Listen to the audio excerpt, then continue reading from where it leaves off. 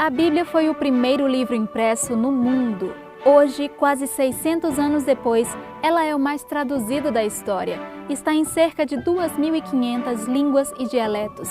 É o livro mais vendido, o mais citado, está presente em algumas das religiões mais expressivas. Mas será que é o livro mais lido?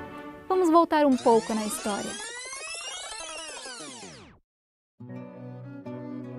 No final do século III, o cristianismo se tornou popular no Império Romano, havendo sido, digamos, legalizado pelo imperador Constantino com o Edito de Milão em 313 d.C. Nessa época, a igreja cristã que Constantino promoveu foi uma mistura do verdadeiro cristianismo com o paganismo romano. Durante séculos, praticamente toda a Europa esteve sob a influência dos ensinamentos desta igreja. Inevitavelmente, interesses políticos e econômicos se misturaram à essência do cristianismo. Nesse tempo, a Bíblia era citada em missas e reuniões religiosas, mas era pouco estudada, porque a igreja proibia o acesso ao livro sagrado para pessoas que não pertencessem ao clero. No século XII, grupos de pessoas como os valdenses e outros se levantaram para declarar o direito de cada fiel de ter acesso à Bíblia e compreendê-la individualmente. Como estratégia, eles se reuniam clandestinamente e pregavam a mensagem bíblica como sendo a fonte de toda a autoridade eclesiástica, negando a supremacia de Roma e rejeitando muitas das suas doutrinas e práticas religiosas. Por causa disso, sofreram severas perseguições. Foi o período conhecido como pré-reforma.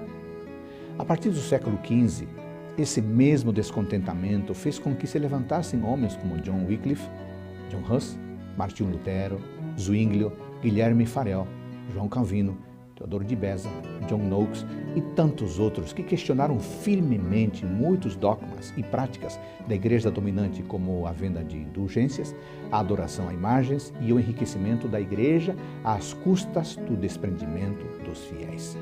Estes homens propuseram uma verdadeira reforma em tudo o que não estava de acordo com a Bíblia. Seus argumentos estavam embasados basicamente em 5 princípios, ou 5 solas. Somente as Escrituras têm autoridade doutrinária.